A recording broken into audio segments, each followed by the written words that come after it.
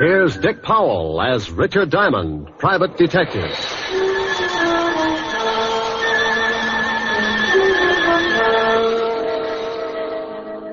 It's 5 o'clock in New York City, and the big neon signs light up the dark office that overlooks Broadway on the corner of 53rd Street. Behind the second-hand mahogany desk, relaxing in a swivel chair, is the leading figure of the Diamond Detective Agency, combination stockholder, office boy, and clue chaser. He is Richard Diamond, and his mind is on a lovely redhead named Helen Asher, as she sits on a couch talking about things he likes to hear. At this moment, however, another scene is taking place in the wealthy district of Long Island. A long black convertible is just pulling up to an old English mansion, and a curvaceous blonde steps from the car. She is met at the door by her brother. Well, good evening, my dear sister. You're looking simply ravishing. How would you know the difference? Oh, drop dead. You disgusting excuse for a man. Why don't you sober up for 5 minutes and take a look at yourself? I did once. Oh, by the way, our dear stepfather would like to see you in the study. Tell him to go. I already did. Now it's your turn. I don't want to. Now get out of my way, Chris. Suit yourself. But Murray Lang's in there with him. Murray? Did I start your heart going pitty-pat? Oh, shut up. You better go in and protect your money, darling. Hi, Jailbird. I don't care what your plans are. They concern my daughter, and that's enough for me to put a stop to it. You're not going to put a stop to it. You cannot intimidate me, Lang. You're just a cheap, no-good gangster, and your methods are too well known to frighten me. Come in. Oh, hello, Liz. Hello, Murray. I'm glad you're here, Elizabeth. Mr. Lang and I were just discussing your future. I'm surprised you put up with it this long, Murray. Come on, let's leave my dear stepfather until he simmers down. Elizabeth, I want to talk to you. Well, I don't want to talk to you. Let's go, Murray. Listen to what he has to say. Maybe you'll get a laugh out of it. Well, what is it? I've just been talking with Lang about your intention to marry him. I have advised him that if such a thing were to take place, it would result in the most serious of consequences. Is that all? No, that is not all. When you got into your trouble with the police, my dear stepdaughter, you were paroled in my custody. If I should report to the board that you had violated the terms of your probation, you would most certainly go to prison. Why, you... What's the matter? Aren't you satisfied with the salary you collect for taking care of Mother's estate? How dare you, you little Sit down. Look bigger behind a desk. Well, just yell and scream all you want to. After Monday, you better start looking for another source of income. You know very well it's not the money. But your greasy boyfriend here would certainly like to get his hands on it. Look, you, I don't give a hang if you are a midget. I'm not going to stand here and listen to you. Murray. No, baby, I won't take it. I'll wring your scrawny little neck. Go on, lad, go on. It would give me the greatest of pleasure to call the police and have you locked up. I'll fix it so you won't have a head to call anyone with. Murray, leave him alone. Can't you see that's what he wants? Yes, well, Mr. Lang. Come on, Liz, let's get some fresh air. I want to say one more thing. Just remember, Father, my probation expires Monday. After that, you won't control any part of my income, so you better start getting packed. And if I report you to the probation board in the morning? I wouldn't. If you do that, you'll not only stop being my guardian, but you'll stop breathing. Get out. Get out, both of you. Murray. Try to intimidate me. I'll make them both sorry. Detectives. Here's one. Full-page ad must be doing very well. Richard Diamond, private detective. If you've got a case, share it with me. Richard Diamond. Saturday.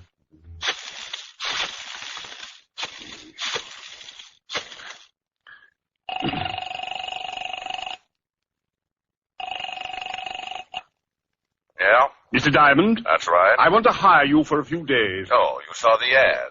Well, it just so happens I'm available. I can't tell you much over the phone, too many extensions in the house, but it's about my daughter. I'm afraid she's going to get herself into some serious trouble. Well, how old is she? 20. Tell her to wait a year. My name is Chase, Ralph Chase. I live at 82 Maple Drive, Sands Point. Will you come out this evening? $100 a day and dibs on the icebox. I'll see you about 8. Goodbye, Mr. Diamond. What was that all about, Rick? Oh, got a job, baby. When do you start? Oh, yes, you're right. No, Rick. You can start it in the morning. You can't break another one tonight. Now, come on, Helen, baby. A job's a job. And a date's a date. I won't let you break this one. Your car downstairs? Yes, but I can drive myself home, please, Rick. You promised you wouldn't break another one. Keys in it? Yeah, look. I want to hire you to protect me for this evening. I've been receiving mysterious phone calls, and I'm in fear of my life. Really? You've got to take the job. Old friends come first. I'll have to get home and shave before I start working. You mean you'll take it? After 12:30. Bye, baby. You beast. Oh, you must be getting tired from driving that big car around all day. Grab a cab, honey. It'll give you some rest. I'll take good care of your car. What? Want $1 for the cab? Huh? No. On second thought, you only live about 25 blocks. Walk will do you good. Rick. Deep breathing all the way up Fifth Avenue. Nothing like it. Bye, baby. Oh! On the way to the car, I thought about Helen. The most wonderful girl in the world. Money, looks. But she had one bad fault. She wanted to get married. I got into the big sedan and headed for my apartment. I'd been up late the night before with the blonde singer, and I was feeling tired. So when I got home, I took a nap.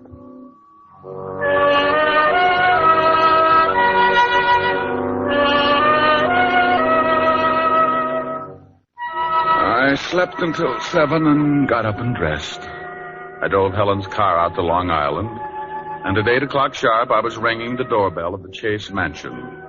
It was a big house, all right. If they built another one like it, Long Island would sink. Well, to someone at me chamber door. My name's Chris. Boo. Blow your booze some other direction. Your breath would wither a lung. My alcoholic exhalations are composed of the finest ingredients. You must have a weak stomach. Look, if you'll just stagger out of the way, I'd like to see Mr. Chase. Dead or alive? What? Nothing. I was just thinking out loud. Well, go right ahead. And after your talk with my stepfather, you can find me in the bar. You'll probably wind up like I am. That's a sweet thought. Where can I find your stepfather? Probably in the library lying in my money. I wandered down a long hallway and a big sitting room, furnished with enough antiques to make the Metropolitan Museum give up in shame. There was something about the place, a heavy quietness, like a bar of gold in a dark room. The shot had come from up ahead, and I tried a couple of doors before I found the room. Mr. Chase! Mr. Chase! Mr. Chase? Yes. Come in and shut the door.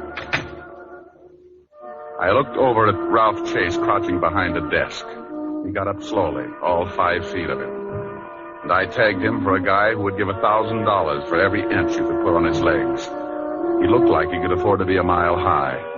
The tall French windows were open at the back of the room, and you could still smell burning cordite. Someone tried to shoot me from the garden. Yeah, I heard the shot. You must be Diamond. That's right. Don't you think you better shut the French doors and pull the drapes before someone takes another shot? Yes, very good idea. You pull the dime.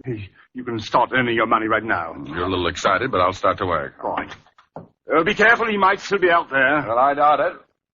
I can't see anyone out here. He just missed me. You can see where the bullet hit the wall. I jumped and hid behind the desk. Didn't you hear him on the porch? No, he must have stood in the soft grass that surrounds the garden. That's a good 10 feet from the house. You're lucky he didn't move in closer. He probably wouldn't have missed. Got any idea who it was? Of course, it was Murray Lang. Murray Lang? The gambler? Yes, do you know him? Well, I used to be on the force. Set him up 6 years ago on a larceny rap. Then you know what he's like. He was in the house this afternoon. We had an argument and he threatened me. An argument with your daughter? Yes, about my daughter. How'd you know? Well, you told me she was getting herself into trouble. Father, we heard a shot. Not really. Oh, let's go. He's not dead. My stepchildren, Mr. Diamond. Oh, well, lovely. I'm quite alive, so you can both stop looking so unhappy. Does it show? Come on, sis. Let's find the guy who fired that shot. I want to give him a few pointers. Where's Murray Lang, Miss Chase? Yes, he's the man you want. I'm sure he Don't tried... be absurd. Murray left 3 hours ago. What are you, a cop? Does it show? You're wearing too much cologne. Come on, Chris. Oh, she's nice. That's Elizabeth. The boy's her brother, Chris. I'd hate to draw straws. I married their mother and raised those 2 brats after she died. The courts appointed me executor of the estate. They don't like you handling their money, is that it? Yes. Since they've been old enough to ask for 50 cents to go to a movie, they've condemned me for watching their interests. You said you were worried about your stepdaughter. Tell me about it. I'll make it brief. Hate long explanations. Got into some trouble with the police. Hit and run. She'd been drinking. The man died. Liz was sentenced to a year in Folsom. But I got her off on probation. Oh, what do you want me to do? Drive around with her and spoil her aim? Monday the probation expires. She says she is then going to marry this hoodlum, Murray Lang. And you don't want that because you think he's after her money? Exactly. When she marries, the will reads that I shall, as executor, turn over half of the estate to Elizabeth. What about Christopher? He looked irresponsible when he was born. His mother left instructions that he should not receive his share until he is 35. That's another 8 years. Well, your stepdaughter's old enough to know what she's doing. I can't see how you can stop her. That's what I want you to do. And if I do, you'd be in a pretty good spot. What do you mean, Mr. Diamond? You continue as executor. I can understand you thinking something like that, but believe me, as much as I dislike my stepchildren, I wish to keep them in line for their late mother's sake. Oh. Well, Mr. Chase, I'll take a look around outside. Maybe I can come up with something that'll point out the would-be killer. I went out through the French doors and started looking around on the soft grass that bordered the garden. I had a fat hunch, so I stopped looking and started wandering. I was halfway through the rose bed when I spotted them. It was Elizabeth and the man. In the darkness, I couldn't make him out, but Murray Lang was my best guess. They went up a narrow path to one of those Chinese pagodas at the far end of the garden, and I stepped up close enough to give my ears a workout. It was Lang, all right. I don't care what you think. I didn't take a shot at the old man. Then who did? Maybe it was that lushed-up brother of yours. Chris hates him, but he'd never try to kill him. Well, then stop hounding me. Maybe you took a shot at the old boy. Murray. Well, you got a good reason. Tired trying to buck the whole Chase household. If you love me, let's take off tonight and get married. Tell the old man to go to the devil. You can certainly wait till Monday. Yeah, but he won't. He's going to cause some kind of trouble and get you tossed into Folsom. He's not going to give up all that money just because you're through with your probation. He probably cooked up that shooting just to get the cops here. Murray, what's going to happen to us? Oh, ask your stepfather. He's been doing your thinking for you. I don't have to. We'll get married Monday. Okay. I'm staying clear of this place till then. But what if there's more trouble? I haven't got anyone to turn to. You worry about it, baby. I got a police record that makes yours look like a merit badge. I was too good a target in the moonlight, so I started back up the walk to the house. As I passed the hedge, I noticed a funny-looking plant that was shoving its way out of the foliage. I'm sorry I did that. It was the Johnny Jump-Up variety. Blackness. The guy on the other end of the sap gave it to me right over the eyes, and I went down like a crapshooter making a pass. I rolled over and watched the moon melt and run down in my eyes. Something warm and sticky spread over my face and turned the night red. Yeah, I was bleeding again. I guess I showed signs of recovering, so he started all over. This time he used his foot in my side. Oh, a couple more kicks in the ribs and in the right place, and he could have whipped up a fast course of Nola. I felt tired, so I rolled up in an old rose bush and went to sleep.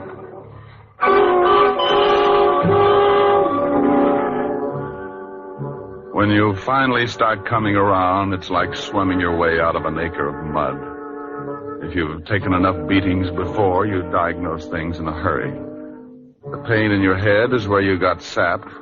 The ache in your ribs is where he booted you. And the thought in your mind is, it's something about an eye for an eye, if you got one left. I sat up slowly and looked around. No one in sight. My watch said 10 o'clock. I'd been out for an hour, and I was feeling lonely until I started to get up. It was Murray Lang, and you couldn't blame him for staring. He wasn't impolite, just dead.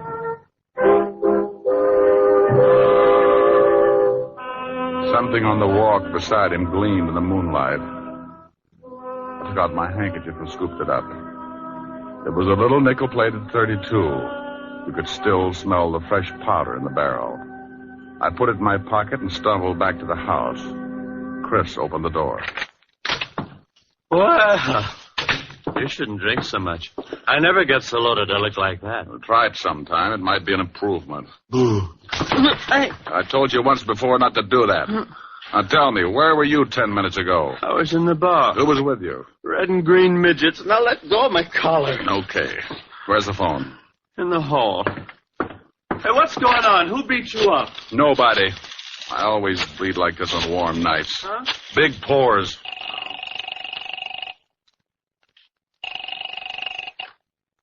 Homicide, Sergeant Otis talking. Who taught you how? Did you sit up nights with a parrot? Oh, very funny. Only one guy could think up a lousy joke like that. What do you want, Diamond? A picture of you. I'm going to show some doctors that mercy killing has its points. Now, let me speak to the lieutenant. Comic. Homicide, Lieutenant Levinson. Hello, Walt. This is Diamond. Oh, wait a minute. Let me get the bicarbonate. What's the matter? I get stomach trouble every time you call. Go ahead. All right. I got a killing for you. I know it. Why can't you be a good boy and stop finding corpses? I'm out at Sands Point, 82 Maple Drive. I think I've got the murder weapon in my pocket. Who's dead? An old friend, Murray Lang, and you better step on it. There's a drunk staggering around the place, and he's liable to spot the body and put it in the cold shower to sober it up. Oh, all right. We'll be right out. Hold the fort. So Mr. Lang's dead. You better stop sneaking up on people, Buster. And you'd better stop telling me what to do in my own house, Mr. Diamond. You sobered up pretty quick. I heard what you said about finding the murder weapon. May I see it? No. It stays in my pocket until homicide gets here. Whose gun is it? It's a 40-pound broadsword. Now stop trying to look like a Chicago muscle man, or I'll start slapping there you. You are, Diamond. I've been looking for you. Great Scott, what happened to your face? Someone was giving away hints. Chris, did you have something to do with this? Mr. Diamond has a decided advantage over me. He has muscles. I'll be in the bar. What's happened?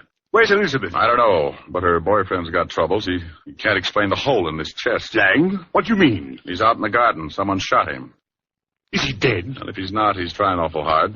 Then we'd better call the police. That's been taken care of. What kind of a gun do you own, Mr. Chase? Why, a 45. Now, wait a minute, Diamond. If you've got any ideas about this murder, you'd better wait until the police get here. Now, look, Chase, I've been insulted in your house and beat up in your garden. That's a full night's work, and now I'm on my own time. Where can I find Elizabeth? I don't know. She may be up in her room. Oh, where is it? End of the hall, head of the stairs, first door. Thanks. It's beginning to rain. What about Lang's body? Well, if he catches cold, call me. I went down the long hallway to the foot of a massive staircase. The only light was the one burning in the room I just left. I looked over at over my shoulder and saw Mr. Chase framed in its dim glow, watching me. In that moment, I thought who Chase reminded me of. A triangle hat, his hand in his vest, and Napoleon had a twin. I went up the stairs 2 at a time. Yes? Pardon me for barging in, but some guy in the garden just beat all the bashfulness out of me. How dare you? You get out of my room. You better put on something a little warmer, honey. That thing would start a Harry Carey epidemic in Boston. What do you want? Yeah. What did you do after Lang left you in the garden? What? Big ears. I overheard everything you said. I see someone pushed your face around. It's an improvement. Did Murray catch you eavesdropping? And if he did, he won't have much time to gloat.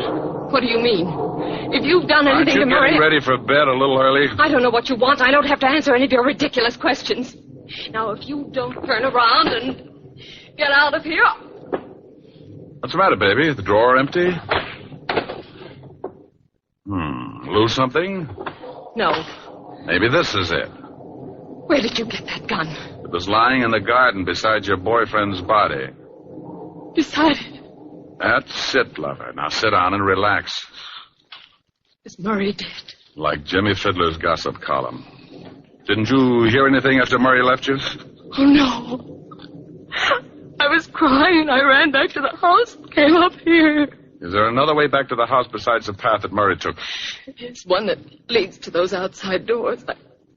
I came right to my room. Please leave me alone. This is your gun, isn't it? Yes, but I didn't do it. I didn't. Murray and I were going to be married Monday. Ballistics will probably show it's the one that did the job. You better tell me everything you know. I don't know anything. I didn't shoot Murray. Someone stole my gun from the drawer. Oh, please find out who did it. If they hold me, I'll go to prison anyway. Please, Mr. Diamond, please. It's going to be tough if this is the gun. I'm pretty sure it is. You could still smell the powder when I... The powder. What's the matter, Mr. Diamond? Huh? Oh, nothing. Look, you stay in your room. Maybe I can do you some good. I promise you'll stay here. Sure. I'm not going anyplace. And try and snap out of it. Sometimes you keep losing until there's nothing left to play with. Breaks the jinx.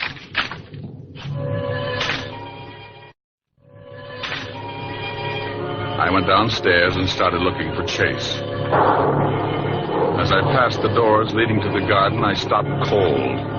A flash of lightning turned the garden flat white. Someone was standing over what was left of Murray Lang.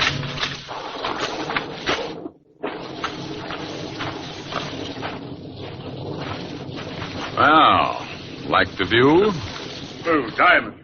I was just looking at the body. I talked with your daughter. She says the gun that killed Lang was hers. What? Claims they had an argument, but won't admit she shot him. Oh, no, I can't believe it. Certainly she had no reason. Unless... Unless what? Well, unless she found out Lang was just after her money. Well, that's possible. Anyway, if you did do it, I still can't figure who worked me over. Maybe it was Lang. You told me yourself he didn't like you. Maybe it was Elizabeth. Oh, no, it would have to be somebody very strong. She might have kicked you, but never could she have hit you hard enough to crack your head open like that. Yeah, tell me, when does Elizabeth come into her money? Why, at the end of the probation. The court set it aside until she was cleared of all charges. Who gets it if she goes to prison? Well, I'm the sole executor of the estate, but she's not going to jail. She didn't do this thing. I'll get the best counsel in the country. I'm sure you will. Tell me something, Chase. It's pretty obvious that my face got pushed around, but how did you know my ribs got the same treatment? What? It doesn't show. It just hurts. Why, well, you told me. What are you getting at, Diamond? You'd have to reach pretty high to sap me, but if you were mad enough, you could make it. This is absurd. I'm going inside. And when I get grouchy, it's better to listen. I'm liable to use you to make the flowers grow. Go ahead, Mr. Diamond. I'm listening. Well, everybody in this house has some sort of motive for killing. With Elizabeth, it could be the old story of a woman scorned. With your lushed-up stepson, he could want to put the blame on his sister so he'd get more than his share of the estate. And we certainly know you stand to profit if Elizabeth goes to prison, because you retain custody of the family fortune. I'm getting wet, Mr. Diamond. Everybody's story's weak, but only one of them doesn't stand up. You said earlier this evening someone tried to shoot you from outside your library. Of course they did. You have the shot and saw the bullet hole. That's right, I did. But you told me he was standing outside the room by a good 10 feet. Nothing to say, Chase? You're trying to catch me up in something. Now, let's go inside. I don't think so, Diamond. Oh, that the 45 you were telling me about? Yes. Go ahead, make a try for it. I'm going to show you how it works. You kill Lang with your stepdaughter's gun, and you're going to collect the money if she goes to prison. Oh, you're a slob. My stepdaughter could easily kill 2 men tonight. You're in a spot. You can't shoot me with that 45 and make it look like the same person killed Lang, too. So you've got to get the 32 in my pocket. Give me Elizabeth's gun, Diamond. You try and get it, Chase. Why, you... Rick, are you out there? Better give it up, Chase. That's the law. He eats little men like you. Rick, stay right there, Diamond. Another killing won't matter if you try and stop me. For Pete's sake, if you're out there, Rick, answer me. I'll get the soap. Just keep your mouth closed, Diamond. I'm getting out of here. They'll pick you up inside of an hour. Not if you're too dead to tell them. Yes, that's it. If I kill you, I'll eat at You should watch your step, Chase. Keep your head down. Somebody's mad. Get up, Otis, and get out from under that bench. Rick! Over here, Walt. What's going on, Rick? Who's doing all the shooting? Well, we took turns. He was just going to kill me when he tripped over the body of his first victim. I used this 32 in my pocket, shot him twice. He's dead, Lieutenant. Give me my baking soda, Otis. Yeah, Lieutenant. Don't look so unhappy, Rick. He was going to kill you. Oh, I'm not unhappy. I'm just sore that I didn't have time to take the gun out of my pocket. I ruined a darn good coat.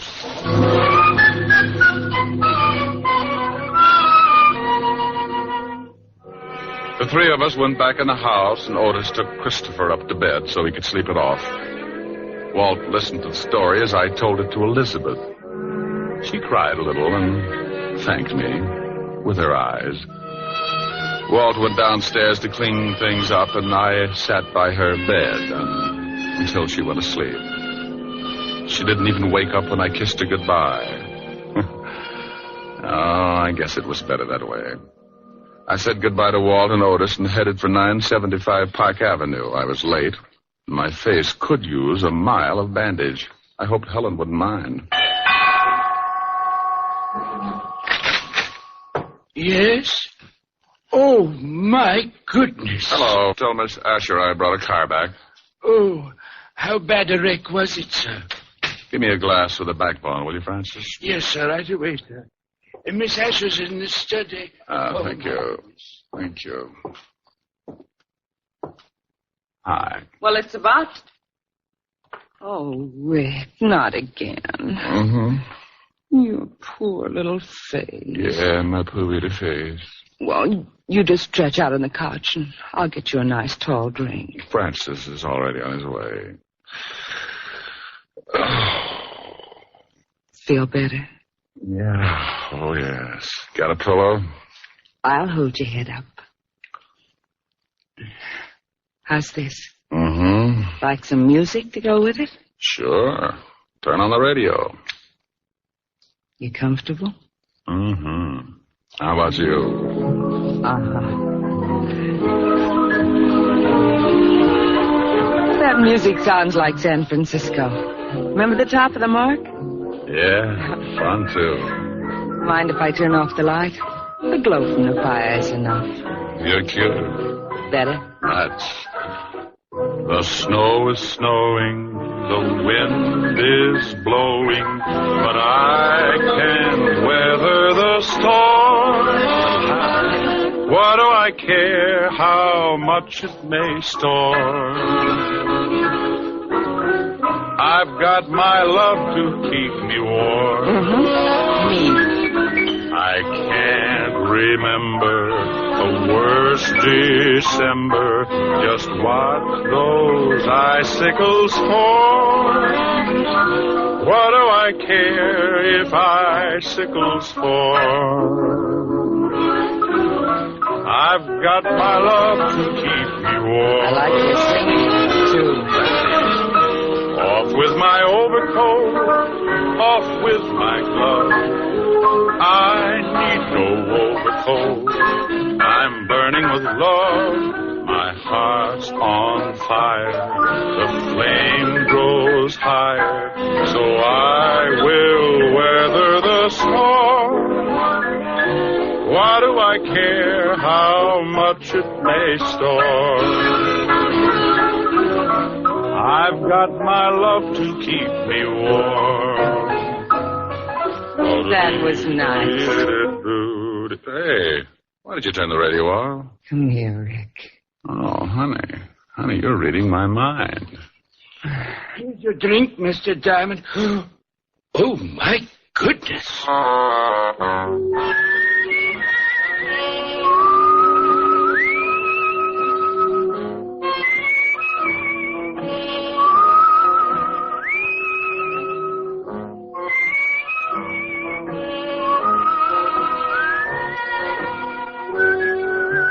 You have just heard the fourth of a new series, Richard Diamond, Private Detective, starring Dick Powell. Helen was played by Virginia Gregg, Lieutenant Levinson by Ed Begley. Also in our cast were Wilms Herbert, Betty Moran, Jay Novello, Jack Edwards, and Tal Avery. Music was under the direction of David Baskerville. Richard Diamond is written by Blake Edwards and directed by William P. Rousseau.